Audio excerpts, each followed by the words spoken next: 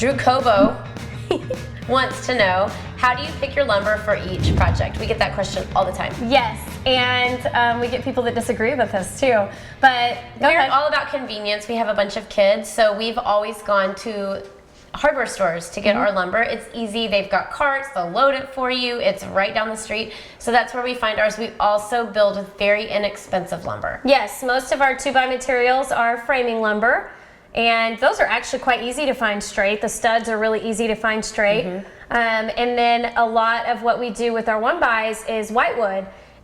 We hardly ever touch the select pine section, which is... It's a little hard to buy that stuff. It's very expensive. Price up. So we just, in fact, we've even gotten to where, you know, sometimes those 1x2s and whitewoods are kind of hard to find. So we'll buy a 1x6 and rip it down to a few 1x2s. Which is actually cheaper that way, because you can get 3 boards out of $7. It is, and sometimes you spend an hour going through the 1x2 section. So that is a great question. You know, people think we just walk in and pick out the lumber and it's done. I sometimes spend as much time picking out lumber as I do sometimes assembling the piece. Here's a tip I do when I walk into the lumber store, when I go to the wood piles.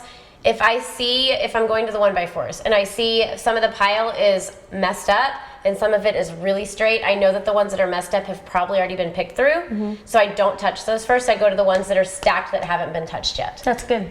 I'm going to use that next time. You don't do that? No, I can't say I do. I do, because I know that people have just tossed them over because they're probably not straight. Yeah. But I don't think we've ever shown anybody how to look for a straight board. Yeah. You can't really explain that right here. Yeah, but we will one day.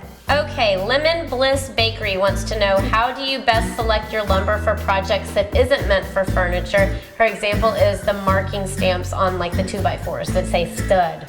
Stud, yeah. If you don't want it to say stud, what we generally do, well, first of all, what I do is I hide it for starters. So if there's anything that can face the back or hidden on the inside, I do that first.